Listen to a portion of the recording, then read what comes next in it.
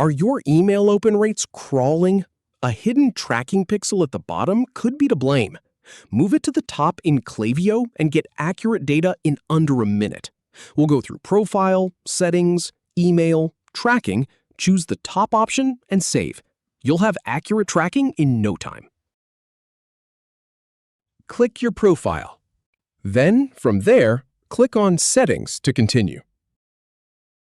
Now, within Settings, go ahead and click on the Email tab. And then click on Tracking to bring up your tracking settings. There are a couple of options. You can choose Top of Email Content, or choose Bottom of Email Content, the default.